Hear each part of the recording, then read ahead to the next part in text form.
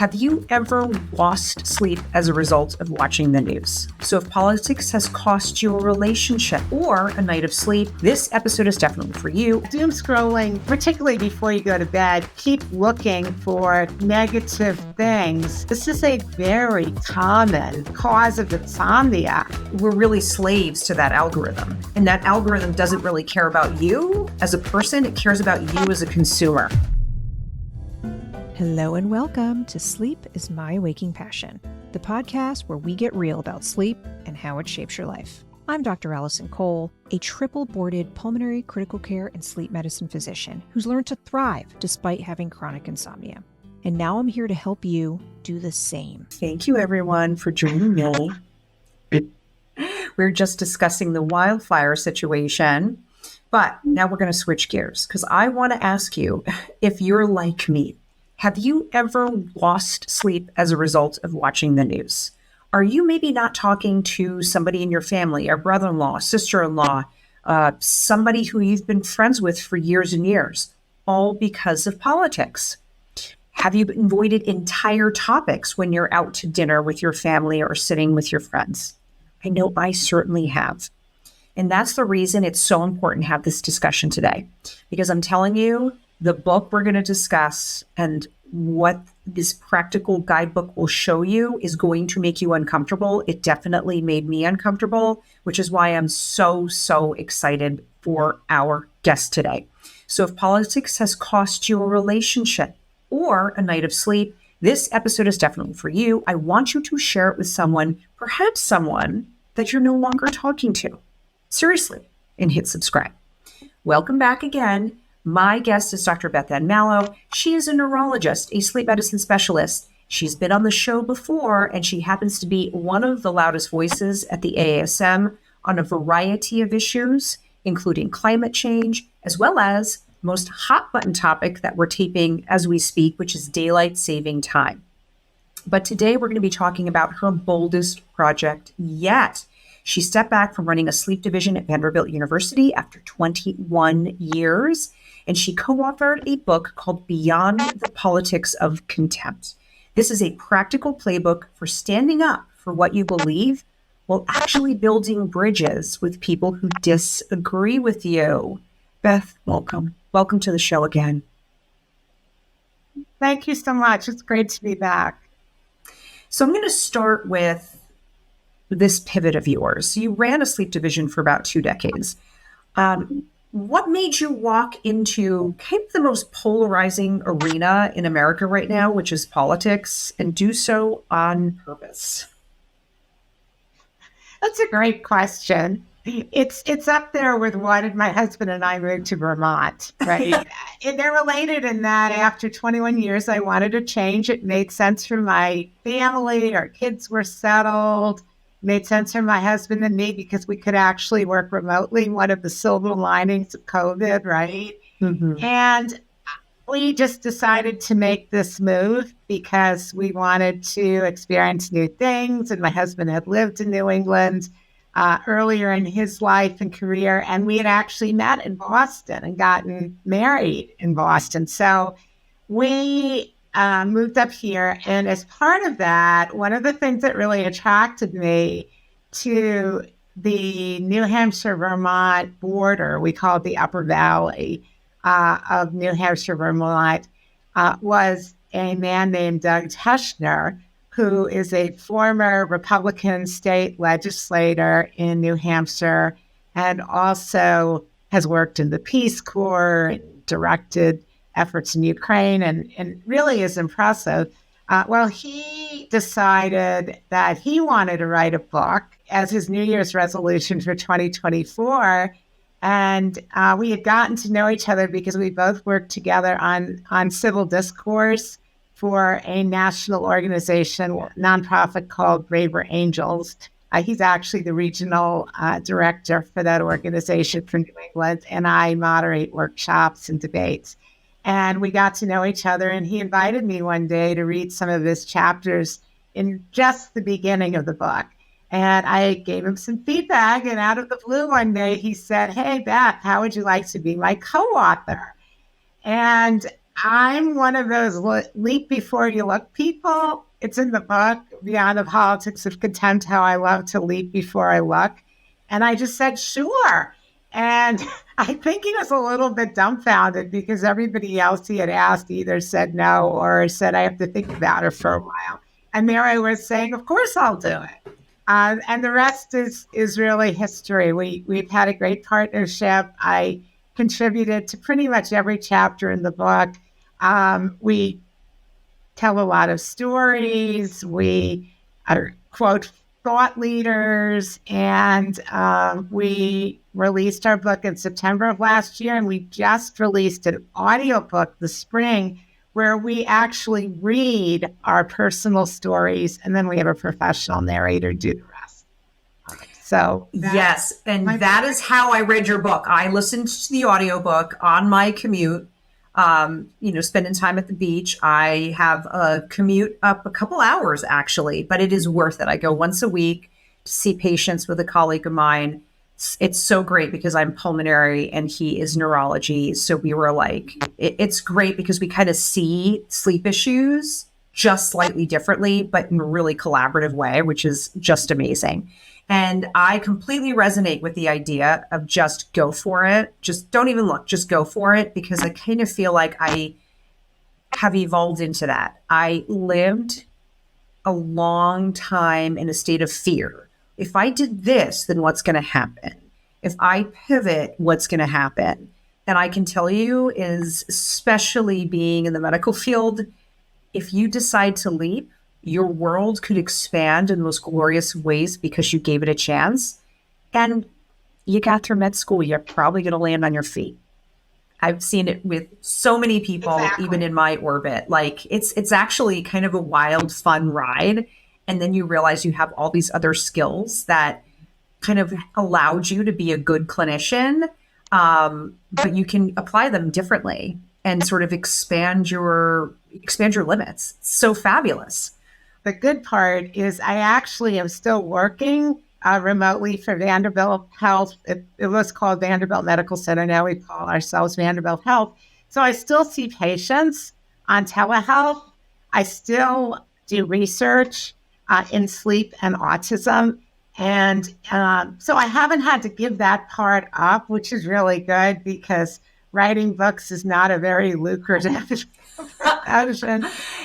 Yes. Meaningful one. But so I've been able to keep my day job and yet expand my life in other areas. So I think that's a way that you can dip your toe in the water for your listeners is you don't have to say, I'm going to completely stop doing what I'm doing and take up whatever. You can actually find ways to blend the two. And then that way you can get some experience and say, hey, is this something I like doing, right? Is this something that I can make work? And sometimes you do end up having to, in my case, like figure out your path toward being able to kind of do a hybrid. Sometimes it's less available depending on where you're living and your circumstances and what's available to you. But even when the doors keep saying, no, you need to do this. This is the only way you can function as a physician. I promise you that's not true. You can create your own path. If anyone has done it, it is most definitely I. And I can tell you, I have friends who are, so you're not alone. Like you can make your journey what you want of it. And life is short, right? I mean, if anything that my experience during COVID taught me is that it's like carpe diem. You need to seize the day when you feel that need to expand and sort of change things. So I want to circle back to your book because we could go off on the evolution of one's career, but your book very specifically talks about the exhausted majority. Who are these people? And why do you think they're the answer to improving the dialogue in politics in 2026 and beyond? The exhausted majority is actually very much like it sounds. People who are exhausted with politics, who just want to go to the beach and not have to deal with the news, their brother-in-law, their sister, having to argue with people about politics.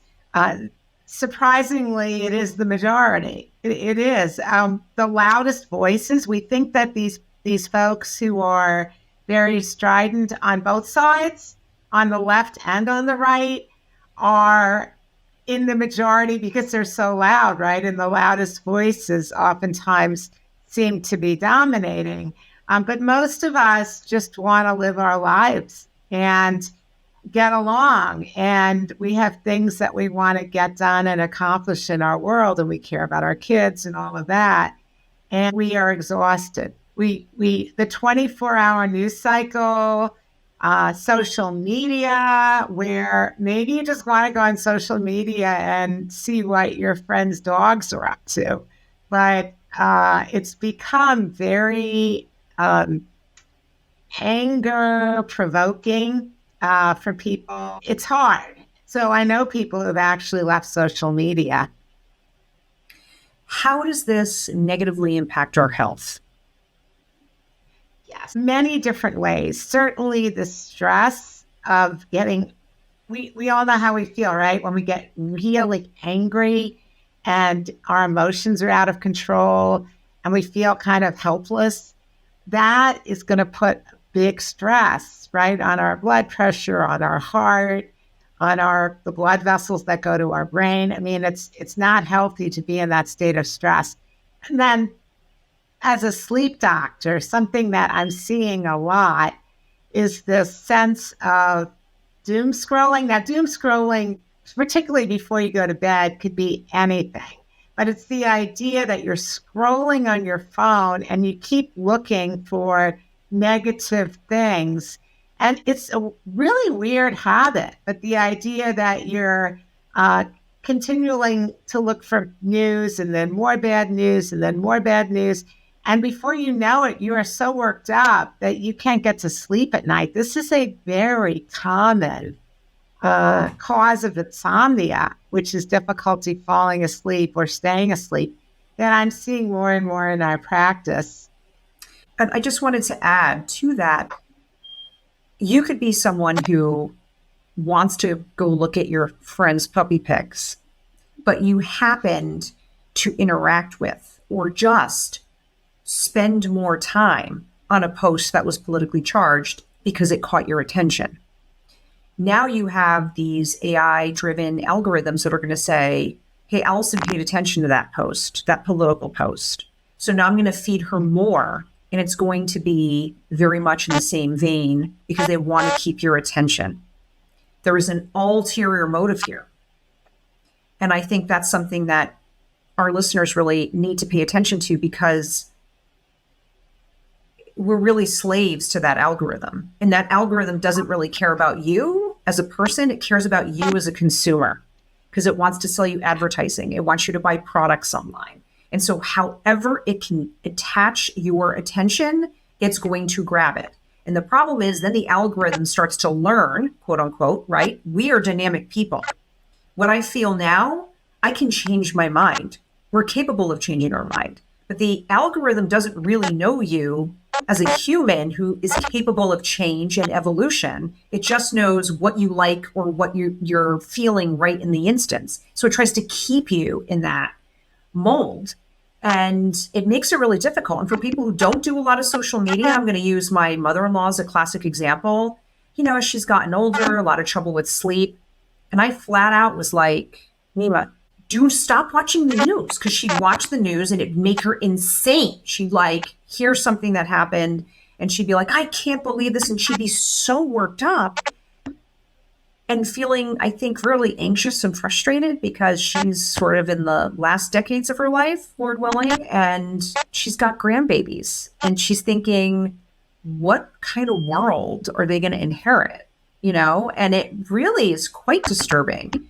And as we know, older people need their sleep. Everyone needs their sleep, but old folks, especially as you get older, just because your brain needs more time to rest, your body's tired. It impacts every organ system, and it makes it harder and harder to recover if you're chronically sleep deprived.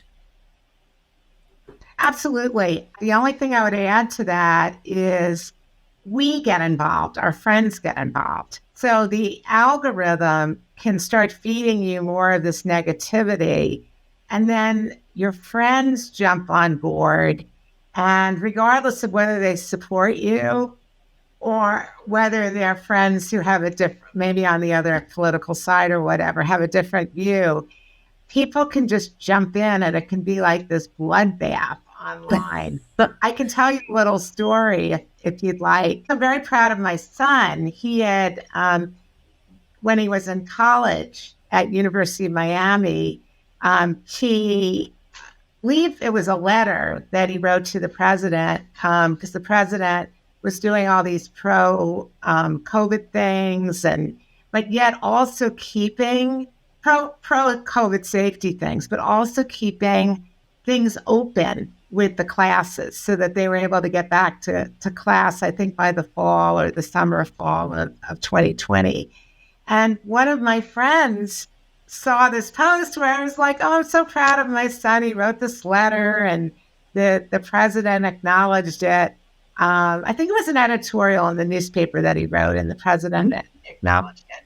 And she was like, no, these people are at risk for getting sick. And how can you do this? And then my other friends jumped in and started attacking her. And then other people started supporting her. And it just turned into this thing. And I finally had to get people to take their posts down. So it's not only the algorithms, but it can be very well-meaning people. I mean, I can see your point of view exactly, but when you're not interacting with someone on social media, it can turn into a real, like I said, bloodbath, right? Where people are just going at each other because they don't have to face the person. And I think that's a lot of what's happening with our toxic politics. When I get people together, and this is one of the things we talk about in Beyond the Politics of Contempt, because we try to make it a very practical book. We want to give people suggestions. Well, awareness is number one. Being aware of these algorithms, being aware of your well-meaning friends, right, and what they're doing on social media, being aware of yourself. Like, how am I contributing to this? All of those things can really be a great first step toward figuring out how to escape from what we call the outrage cycle. You know, I got to tell you, my solution to that is something that you guys actually encourage poking the bear a bit on, which is just avoidance to keep the peace. But you mentioned in the book that this kind of really can quietly steal our relationships, but it kind of feels a little bit like self-care. So where are we supposed to draw that line? You know what I mean? Like, I really got uncomfortable thinking about that. I'm like, ew, but if I'm going to have this crazy viewpoint and I don't feel I can change your mind, why do I even want to deal with you? It's a great question. One of the people that we encountered at one of our book events, actually my colleague Doug loves to tell the story. I'll tell it for him since he's not here. It was somebody who worked with the public, and she said, sometimes people don't realize I voted for a different person than they did, right? I think she was talking about voting for Trump, but it doesn't really matter. And then they don't want to see me anymore, and they don't want to work with me anymore. And I just hate losing clients, but mostly I hate losing friends. And what do I do? And when this comes up, and Doug was really, really astute. He said, well, sometimes you just have to say to someone, hey, Beth, I value our relationship. It means so much to me, and I hope we can put politics aside.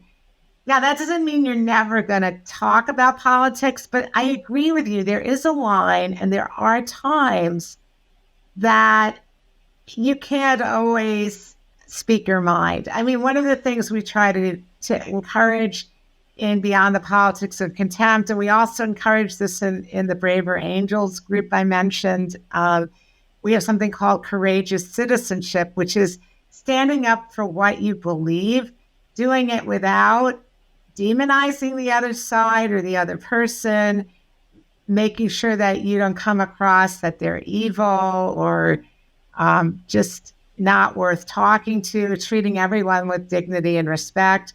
With that said, there are times that sometimes you just have to embrace the relationship and say, for now, let's agree to disagree because I care about you as a person. Now, maybe things will change in several months, and that's okay. But you're absolutely right, Alison. There is a time and place for everything. And we certainly don't mean for everyone to feel like they have to go out there and speak their minds to everyone. You are touching on a very important point, and this really stuck out to me because it was very clear in the book. So I want to highlight it because you've just highlighted it. The word relationship. What I mean by that is I can tell you there's a person in our family who has very MAGA leaning viewpoints. That is just something that I am not aligned with. And anyone who might be MAGA listening to this that doesn't want to hear it and goes, I'm never going to follow her again. I get it. I'm going to respect you. I'm not here to attack anyone again. I also have someone that I've known in my life since kindergarten that I've been friends with forever. And she and her family did have some viewpoints that I disagreed with in politics as well. And honestly, I mean, I know where this one individual in the family stands, but I honestly don't even know where my friend stands anymore. You know why? Because I've elected to say this relationship that was born out of like kindergarten level, like person knows my deepest, darkest secrets, has seen me at my ugliest, has seen me at my best. I'm not going to burn that bridge all because we can't agree on something political. Like I refuse to let that happen. There's too much history there. And that person's still my best friend. Even if maybe we got into it, maybe I would find that we just don't talk about it. We're just going to agree to disagree.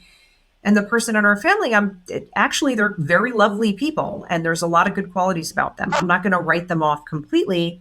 I'm just going to, again, just hold my tongue and maybe even walk out of the room if she starts talking about stuff that I just don't want to go into a negative space and dealing with. But I think it's an important point because sometimes you got to think about the bigger picture, right? Let's not be penny wise, pound foolish. None of us are going to agree on everything all the time, I think. So, yeah. I think the other thing that could happen sometimes in a relationship, first of all, I've seen people who have not talked to each other for years, sisters, grandchildren are not seeing their grandparents.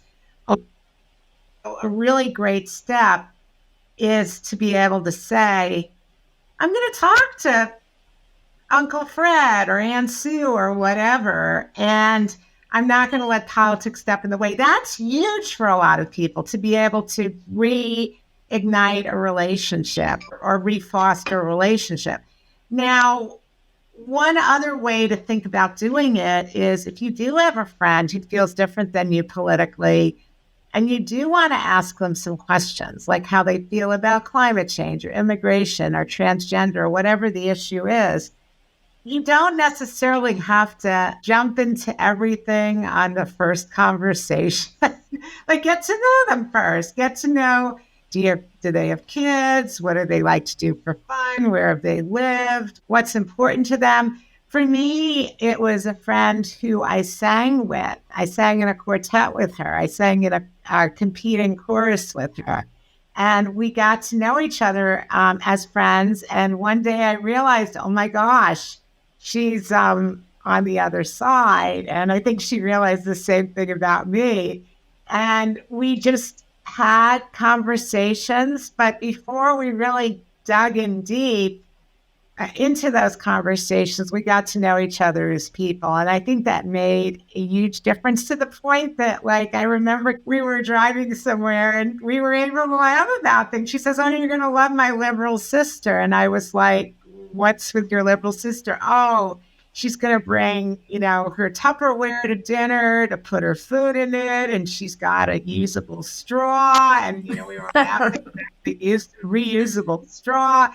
And I mean, it was just like, we could laugh, right, about our political differences. Like, I really want to talk to people who who voted for Trump. I did not vote for Trump. Well, I do have something that I want to make sure that we address, because it just happens that the House just agreed to move the Sunshine Protection Act forward. So now it's going to be before the Senate. And the Sunshine Protection Act is essentially permanent daylight saving time, which we as sleep medicine specialists do not agree is the optimal thing for us to do for our biology. And at the end of the day, I have to admit, it was really enraging, because I've been to Capitol Hill so many times. I've had all these discussions, and I'm just, in a way, befuddled, because I'm like, how can we better be communicators? But what was interesting is, this is yesterday, right before I was planning for us to talk, somebody had made a comment, well, I really want permanent daylight saving time. I want the light to be later on in the day. I like a longer day. And, please keep an open mind. They didn't attack me. They were extremely polite, but it made me think, please keep an open mind. And I was in England not too long ago, and I didn't realize that England is much further north than New Jersey. They do have a British equivalent of daylight saving time over there. Seasonal daylight saving time. And essentially with that, right, knowing that it's going to get bright a little bit later. Bright a little bit later for them was probably before 5 o'clock in the morning, and it stayed light until 9 p.m. And I thought to myself, I already have a solve in my brain for this, but man, if they didn't do this, it would be light at like almost 3 o'clock, 4 o'clock in the morning. Yeah. And yes, it would be dark at 8. But wow, that's an interesting sort of shift as well. Maybe it's not crazy for them to say, well, maybe we'll delay the sunlight a little bit later. So I'm curious as to how can we come to some sort of an agreement. My personal philosophy is we haven't tried permanent standard time in modern civilization. So why don't we try the one that seems to be optimal based on science? Because it's the third choice that we haven't tried yet. And I just try to emphasize that I don't want children to die as a result of this. That to me is a very basic message, but I really feel frustrated because I don't think people are really resonating with all of the smart people in our community that are truly talking about the science. Well, you've hit on a lot of things, and let me see if I can. First of all, I want to make sure your listeners or viewers realize the reason the health and sleep community is so behind the year-round standard time, which is right now what we just do in the winter, right, November to March. The idea of making that year-round is because light is a major aligner of our biological rhythms, our body rhythms with the outside world. So our sleep, our health, we call it circadian alignment. All of that is dependent on having that morning light. That's why we're so adamant about it. Now, the challenging part is that not everybody wakes up at 7 in the morning like the kids do to go to school. People who are firefighters, police, whatever, healthcare workers, we're oftentimes needing to have those early morning wakings. And we want to make sure that we're getting exposed to bright light, morning light at those times rather than it being dark, which it would be, particularly in the winter. Like I've seen over the last few days getting ready for these interviews again that I've done. We're talking about like 8:45 in East Tennessee, or even 9:30 in places like North Dakota and Indianapolis, and Seattle, I think, is past 9. So the idea of sunrise, right, that late, and it would wreak havoc with our circadian rhythms and our overall health. And our kids going to school, you mentioned the fatalities that they had in Florida. In 1974, we actually tried this as a country, and it was very popular until we did it. And then people were like, wow, kids are getting hit by cars in the dark. So it was pretty scary. But I want to say something that you hit upon. So that's I wanted your readers, your listeners, your viewers to understand why we're, as science people and health people and sleep people, we're so behind this. It's the healthier choice for sure. But some people really, they don't necessarily have to wake up early. They may be living in certain parts of the country where they're not going to have that late of a sunrise. And personally, they're stuck at work maybe until 5 o'clock, and they just want to have some light when they get out of work. And what I found for myself as a science communicator, and this actually feeds into the book Beyond the Politics of Contempt as well, is you really do have to listen to people. You have to hear them out. If you just go in there and say, well, standard time is the healthy choice and you shouldn't even be thinking about anything else. And if you are, even if you wake up after 9 a.m, think of all those underprivileged, disadvantaged people who have to get to their job at 7. That doesn't go over very well because people are like, yeah, but I need that light in the afternoon. And I think that a better approach is to really listen and learn, like you learned from your friend who said, I want to be honest with you. I like it later. Because if you're ever going to frame an argument, you have to have the credibility and you have to say, I like it to be light later in the day too. I really do. But unfortunately, it doesn't work that way. Like if we go to daylight saving time, we're not going to have endless summer and we're not going to have light at both ends. And sometimes just admitting that it is a trade-off gets you a lot of credibility, and then you can explain the health issues or whatever to people. I continue to struggle with it, especially living in New England, because I can see why people settled on the seasonal daylight saving time. In the summer, if we were on standard time right now, we'd be waking up with light at 3:30 in the morning. And or 4 in the morning, who wants to waste that sunlight, right? So I kind of see why we might have come to that. And that's very different than when I lived in Tennessee, right?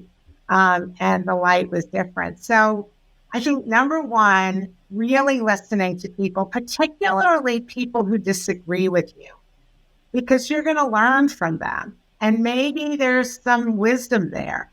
And even if you still believe in your viewpoint when you're done with that conversation or conversations, it's a good thing because it pokes holes in your arguments. And then you have to really think about how you're going to present your argument in a way that's credible and believable. I think that's part of what we are as a country is together across differences, really hearing everybody out. In terms of my solution, you make a great point, Alison. We haven't tried the standard time yet. So maybe that's something to try. I think the other options are, if we do go back to year-round daylight saving time, I assume people are going to have the same reaction that they did in 1974 and hate it, or at least many will. Sometimes we have to just bite the bullet and do that. And then the final thing I throw in the mix is maybe we just need to be smarter about how we change the clocks. Like if we change it over a 3-day weekend, would that be less of a stress to the system or, a belt to the system than if we do what we're doing now? So, or maybe we need to fix the time zones. That's the other thing. Does half the country need to live in the Eastern time zone, the Central time zone or whatever? I think that we need to just be smarter about it. So that's where I currently have come to evolve my thinking on the clock change. And to be truthful, maybe it would be more appropriate for certain states to maybe elect, hey, listen, we think this is better for us because we're in this. We just live in a massive sized country, and it's easy to forget, like if you're dealing just with England, the size compared to the United States is massive, right? So again, as you're pointing out, you've lived in a place like New England that is far more north. You've lived in Tennessee. It's very different. And then, of course, you come from Staten Island, so you're from my neck of the woods, too. Right. I think people in Tennessee might just prefer to have one time zone. It's very confusing. And more people were in Central, then they wouldn't be dealing with that whole like Eastern time zone, everything is later kind of a thing. So, with the light. So, I mean, I think that we just have to be more thoughtful as Americans. And I think we tend to, just with our social media algorithms, we tend to just grab things quickly. And we don't always stop and pause and think, which is another thing we try to emphasize beyond the politics of contempt, the skill of just stopping, pausing, thinking, being a critical thinker. Critical thinking. We got to pass that along to our younger generation. I have one final question for you. Now, you end the book saying change starts within you and within me. What's one thing you changed about yourself writing this book? That's a great question. I think the biggest thing that I changed about myself was being more sympathetic to people on my own side. It's very easy if you're somebody like me, and I mentioned how I actually think one of the most fun things in the world is to talk to someone who voted for Trump or who's pro-life, or, I mean, I could go on and on and on, right? Or who doesn't think climate change is as urgent as I might, right? Yet, I don't always have that same level of patience and sympathy and empathy and whatever for people who are like liberals, particularly progressives. I struggle with that a lot. I wasn't always giving them the same frame of mind as myself, right? Interesting. I had the same patience. So now, and I have to admit, I'm like a slow incremental change kind of a gal. I don't like when things move too quickly. I like everybody to jump in and discuss.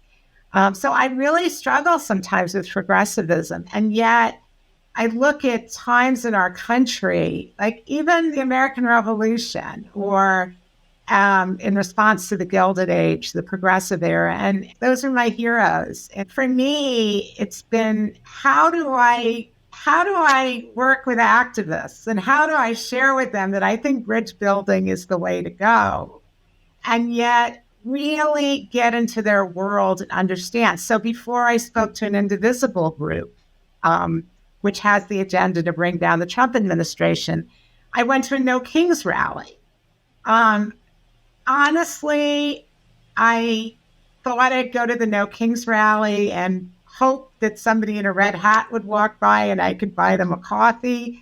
But it actually was an okay experience for me. There was a group doing the singing resistance, and I sang some songs with them, and I love music. I love to sing. It was a good experience for me. I can't say I would go to every single one because I'd rather work on bridging divides, teaching people through Braver Angels or other groups how to work together across differences. But it was good for me to be in that world. And that's something I'm trying to do is talk to, I'm sort of more blue purple, like talk to the progressives, talk to the conservatives, and don't leave anybody out because I learned from everyone. Thank you so much for that perspective, Beth. Tell us, where can we find Beyond the Politics of Contempt? Okay, so online, right? So Barnes & Noble, Amazon, Books A Million.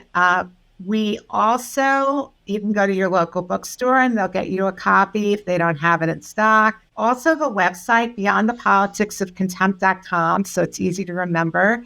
And you can find the audiobook there on a variety of platforms. You can ask your library to order it for you or make it available if they don't have it already. We also have a free Substack called Together Across Differences. It's togethernow.substack.com. And we try to write articles every week or every other week on the themes of the book. So you don't even have to pay for the book. You can just go there and read our work. And, there's lots of different ways to get involved. Thank you for that. It's really helpful and important to me when I can get the word out about the work we've been doing.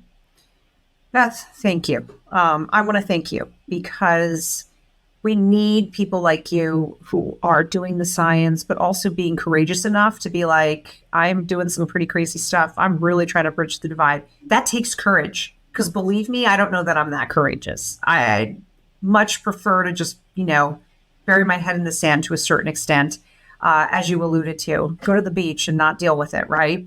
I often get courageous comes in many forms. That's the last thing I'll say. Courageous could be reigniting the friendship with someone you haven't talked to in 5 years because of their politics and agreeing to not talk about politics. That's okay. That's still courageous because you're letting that person back in your life.